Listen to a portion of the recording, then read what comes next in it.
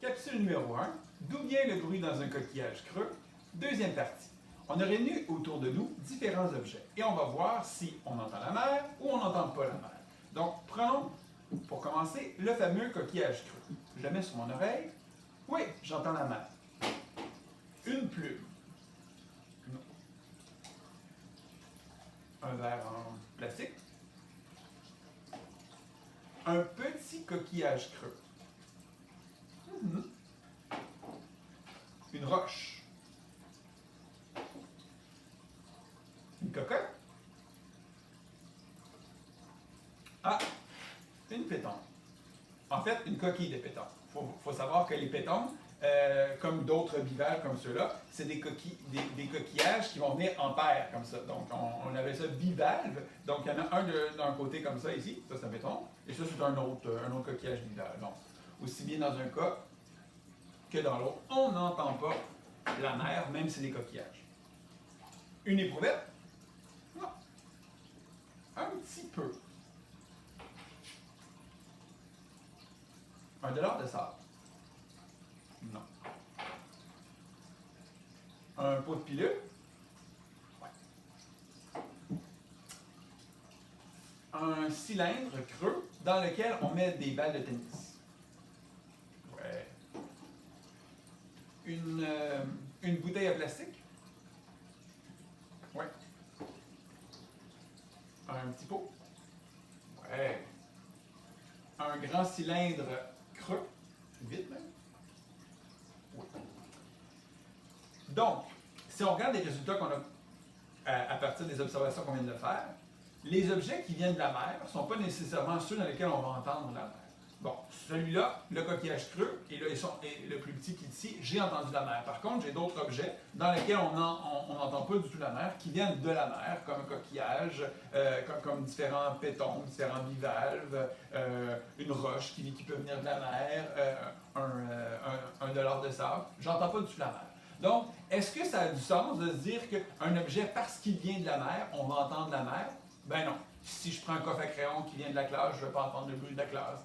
Si je prends par exemple une bouteille comme ça, puis je mets mon oreille dessus, je ne vais pas entendre le bruit de la liqueur ou du jus qui coule. Donc, c'est pas exactement là qu'on va trouver la réponse. En fait, c'est plus. Le lien se fait davantage avec la forme de l'objet. Donc, si je regarde la forme de l'objet, ce sont tous des objets qui ont une profondeur, des objets qui sont creux. Et qui plus est, ont des parois qui sont, comment je pourrais dire, qui sont très, très, très fines.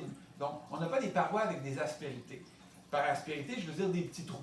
Probablement que tu as déjà remarqué que dans ta classe, il y a au plafond des plafonds suspendus qui sont troués. Mais tous ces petits trous-là servent à venir emmagasiner le son. Donc, dans la classe, lorsque tous les enfants parlent en même temps, il y a du bruit, mais ce bruit-là va être capté par tous ces petits trous-là. Donc, tous les petits bruits vont venir absorber le son.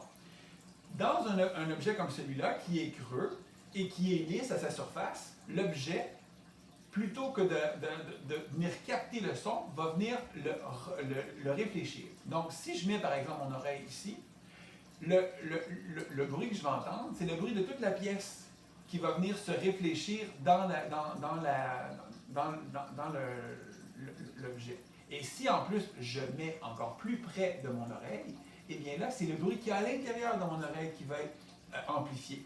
Donc, qu'est-ce qu'il pourrait avoir dans mon oreille? Ben, dans mon oreille, ce que j'ai en fait, j'ai des vaisseaux sanguins qui acheminent le sang vers mon oreille. Donc, c'est le bruit de la circulation sanguine que j'entends lorsque je colle vraiment le cylindre comme ça sur mon oreille. Donc, tu vas peut-être me dire, ouais, mais ce ne sont pas tous des cylindres, celui-là en est un. Est-ce que celui-là ici, c'est un cylindre? Ben oui, en fait, c'est un objet qui est creux, plus ou moins creux. Et plus l'objet va être creux, plus on va entendre un bruit qui va être grave. Pour bien comprendre ce que c'est qu'une caisse de résonance, on peut penser à un ukulélé ou une guitare. Donc, il y a une caisse de résonance. Cette caisse-là de résonance a un trou ici et va venir amplifier le son, la sonorité qui va être produite lorsque je vais prendre les cordes et que je vais venir les faire vibrer. Donc, cette sonorité-là va être amplifiée grâce à la caisse de résonance. Donc, tous ces objets que j'ai ici à ma droite sont en quelque sorte des caisses de résonance et comme ils ont une surface qui est excessivement lisse, ben, le son rebondit à l'intérieur jusqu'à arriver à notre oreille. Donc, lorsque je prends n'importe quel de ces objets, que je le colle sur mon oreille, le bruit que j'entends, l'espèce de bruit, de vrombissement qu'il y a à l'intérieur de mon oreille, ben, c'est le son que j'entends pas normalement parce que c'est tous les sons à l'extérieur que je vais capter, les sons dans une pièce ou les sons à l'extérieur. Mais lorsque je concentre un objet comme ça qui vient amplifier, un peu comme vient le faire la caisse de résonance d'un ukulélé, donc va venir amplifier le bruit que j'ai dans mon oreille, ben, je vais entendre le bruit très très très précis qu'il y a lorsque le sang coule dans les vaisseaux sanguins de mon oreille. Peut-être que tu as déjà remarqué que le bruit aussi n'a pas du tout la même influence lorsque tu es couché et qu'il y a pratiquement plus de bruit dans la maison. Okay? Donc, ne serait-ce que de penser le bruit sur tes draps, dans ton lit, peut-être que tu sens davantage aussi tes pulsations. Donc, la conception que tu as de ton corps ne va pas être la même.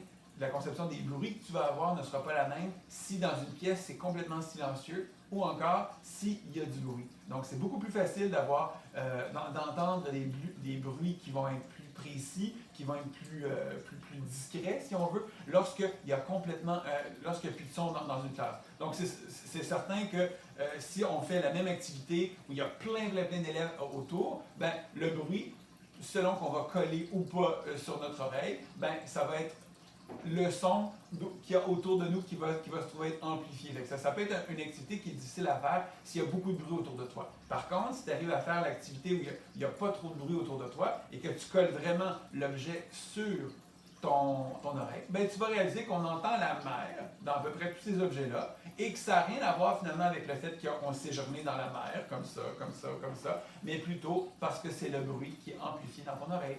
Voilà, à la prochaine!